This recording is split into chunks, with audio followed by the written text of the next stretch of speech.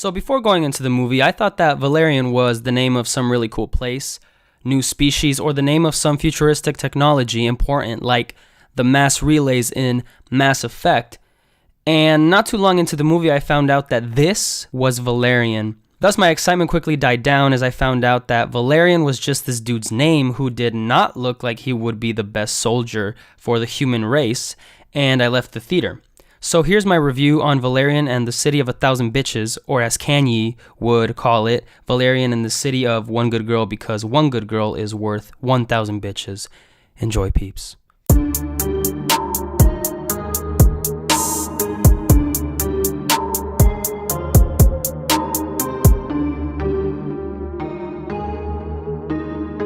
Hey guys, what's up? It's me and you're you, and today is time for another movie review, and I'm going to be reviewing, as you already know from the title, Valerian and the City of a Thousand Planets. The movie was directed by Luc Besson.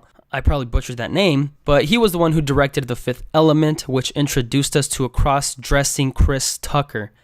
Jesus, try saying that 3 times fast. I was really excited to see this movie because it seemed like a breath of fresh air. Not necessarily original, by all means, but fresh from this summer's, superhero, animated, sequel-filled movies. Now, as for the plot of this movie, I'm going to try and explain it in its most basic form, which is these 2 military soldiers go around kicking alien ass and have to find out what this dark force that is threatening Alpha, which is that huge city of 1,000 planets place, is, and save the universe from it. Sounds cool, right? Hell yeah, it does. Unfortunately, it's pretty damn boring. The story, the pacing, and the acting all come together to make this movie very underwhelming. The story was not really all that interesting, nor did it engage me into it. It was very predictable and it felt all over the place. The movie tried to leave clues here and there as it went along, but by the half point of the movie, or possibly even earlier, I had already figured out how the movie was going to pan out.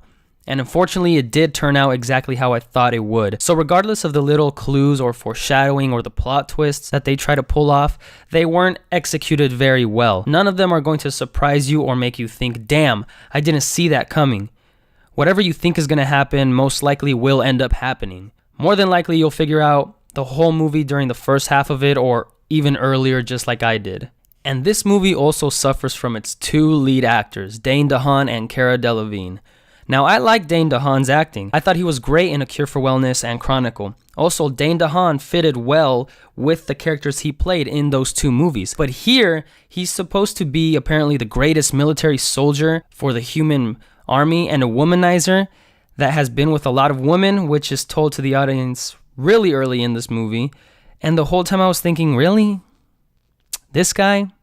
Greatest soldier and gets all the bitches? I couldn't buy it. Unless the whole greatest military soldier thing creates an illusion of being hot and irresistible for women, much like how it does with these rappers. So I guess you could say my issue with Dane was more of the casting than his acting in this movie. Which, even at that, I thought his acting was a bit subpar for the type of character that he played in this movie. But I hated Cara Delevingne's acting in this movie. I did not buy anything she said, whether it was acting worried, sad, tough, happy, etc. I haven't even seen much of her acting except for this movie and Suicide Squad. But in Suicide Squad, she didn't talk much, so it never stood out for me. But here, where she is a lead in a movie, it stood out like a sore thumb. Almost every scene I felt like she butchered the dialogue, and the dialogue in this movie was already bad enough. Rihanna was very pointless as well. Literally anyone else could have played her. She was only there for them to say, look, we have Rihanna, come watch our movie. However, with that being said, I did enjoy Rihanna's character, Bubble. You heard that right, Bubble.